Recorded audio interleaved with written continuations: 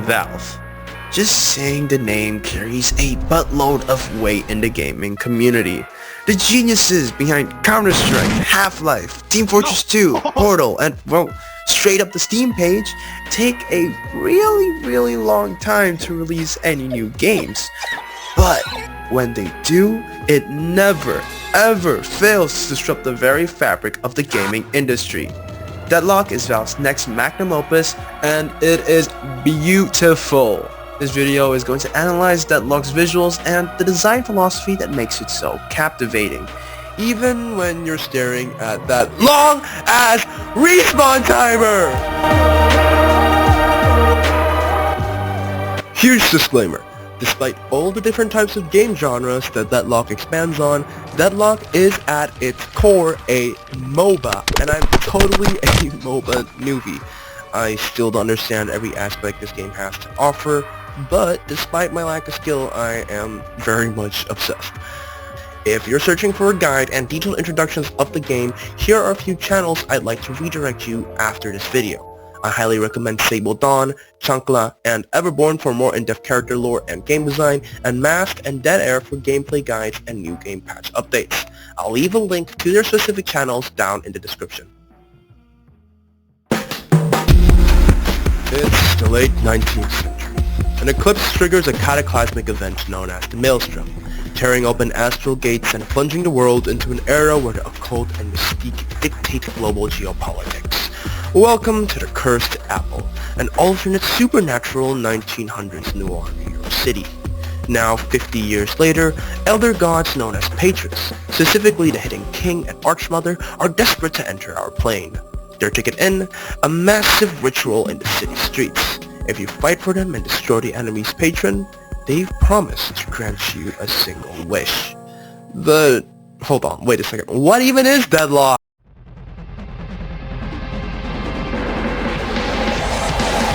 Looking at the gameplay, your first thought might be, well, doesn't this look like another hero shooter? First of all, no it ain't. Deadlock is a 6v6 multiplayer online battle arena, or in short, yeah, it's a MOBA. Think of League of Legends, but 3D. You and your team are fighting for control across these 3 lanes, pushing alongside these cute little guys named Troopers. Your objective? Destroy the enemy team's guardians and walkers until you can smack their patrons out of existence. To do that, you need big money cash. Your movement is limited? Want to get a flying carpet? Need more health? The core game loop is getting souls by killing these cute guys, farming, gambling, or whatever the list goes on. You farm the souls, cash in the upgrades, you push the objective, you run back for more souls and upgrades, and you push the objective. Rinse and repeat until the match ends.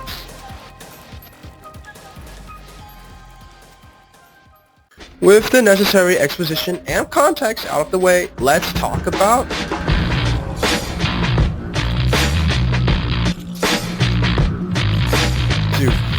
I am a sucker for great art direction.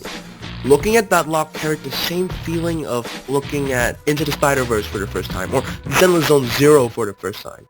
Something so fresh, so new, that you just have to get a taste of it.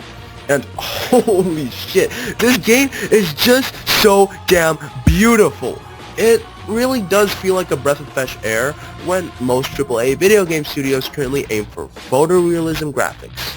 Well, Valve is doubling down on such a unique and stylized game. Not to say that the ever-fascinating state of video game graphics isn't something to marvel at, except DDLS5, that shit is straight up slop.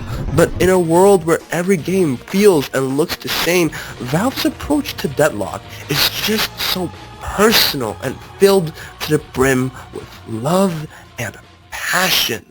Take the patrons, for example. The Hidden King, a ramshackle, terrifying deity of pagan and industrial might, draped under a veil of shadows. Then, acting as his polar opposite, the Archmother, a symmetrical, cold, and ancient entity inspired by Egyptian stonework and Lovecraftian horror. And can we just admire at how cool they look? Jesus Christ, dude. For so many MOBA games, the direction is just, oh, hey, look at the blue thing and look at the red thing. we're gonna have to be like polar opposites, let's get the red objective. No, here it's an actual character with like their own personalities and they're so freaking cool. The map is quite literally a character in itself. A mix of 1930s New York realism and supernatural noir, each building in each corner is so meticulously designed that I feel like I can get lost and wander around this rendition of New York for days. The map itself, while extremely detailed, never really distracts the player from the gameplay itself. If anything, it complements the gameplay experience very well. Busy areas usually are more desaturated, making it easier to navigate battles, help you locate your enemies, or make it easier to plan an escape. I also like how certain areas of the game correlate very well to each of the characters' lore, which is a very nice touch on Valve's behalf. Okay, let's talk character design. There's so many characters in Deadlock that I feel like it's probably very unreasonable to go through every single one of them in this video, so let's just talk about my two favorites, being the Doorman and Graves. To escape her argumentative parents, Darcy Graves sought solace in a local cemetery, eventually discovering and unearthing the severed hand of a trapped lich. Now, a fledgling necromancer at Blackmore Academy, Darcy serves as the lich's devoted apprentice, idolizing the entity as her best friend despite warnings that she might be manipulating her. Driven by a sense of honor, she works tirelessly to resolve the unfinished business of the dead, earning the gratitude of countless restless souls. Looking at Graves' design, there's somewhat of a beautiful irony in her visual weight.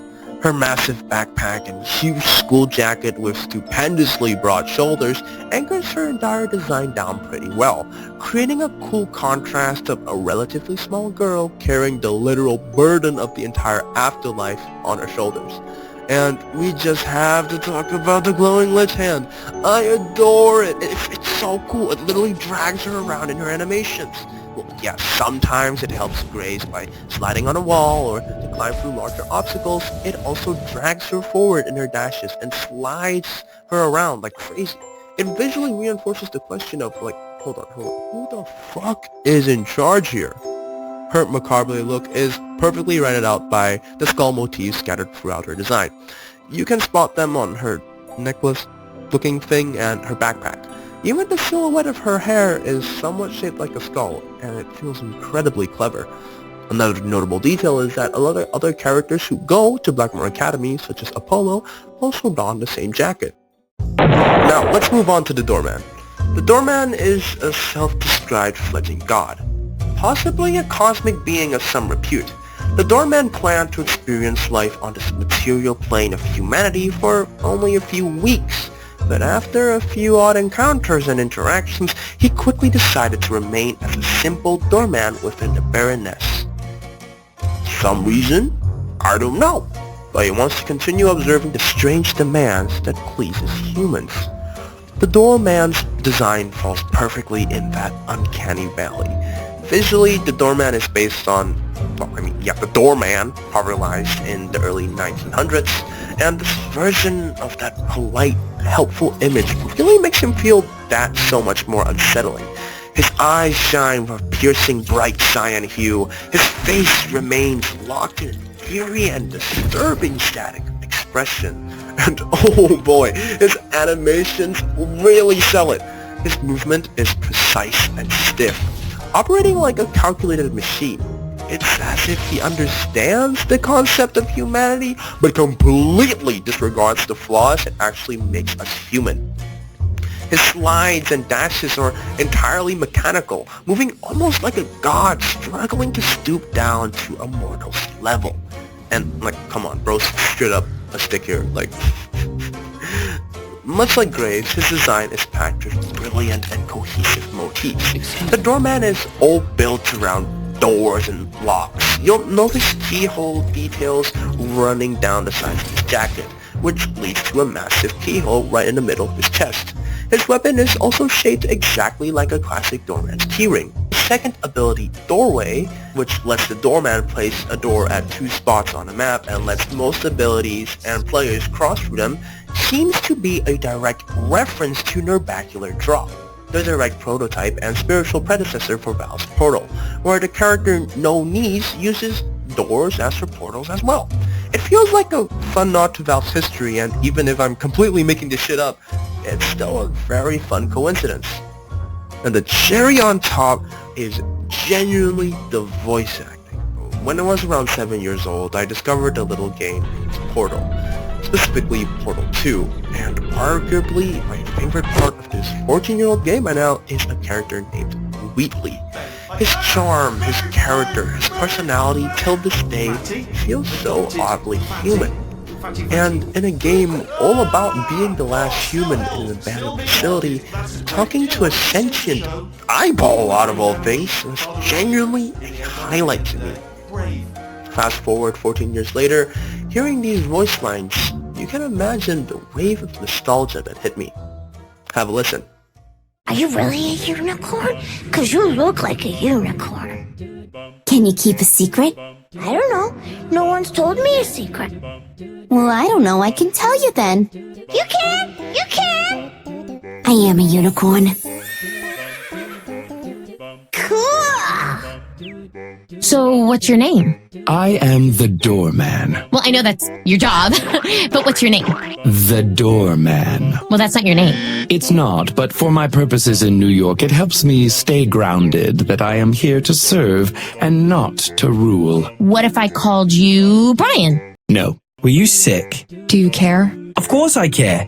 It's hard for you to fight if you have a high fever or food poisoning or whatever. I was skipping class. I'm fine. Oh, I'm fine. Just undisciplined and negligent. You're such a prick. These little details add so much more to the overall experience, and it keeps me hooked on coming back to the lore and gameplay every single time. If you're not a fan of the gameplay, I still highly recommend you listen to the voice lines. They're such a treat to listen to, and despite none of the characters really walking up to you and just monologuing about their story, you still learn a good chunk about who they are as a character, and probably a bit of their lore as well. There's just so much more I want to talk about Deadlock, but if I did, this video would be way too long. So, why not go ahead and try it out yourself? Keep in mind, Deadlock is still in early development, so to access it, you'll need an invite code. I'll leave a link below in the description for the Deadlock Discord server where you could easily go ask for one. That's all I have for today, folks, and let me know, what do you think of Deadlock, and will you try it? Either way, I hope you can, and hope you guys have a snazzy and amazing day. Don't forget to love yourself, and don't forget to subscribe. Bye-bye!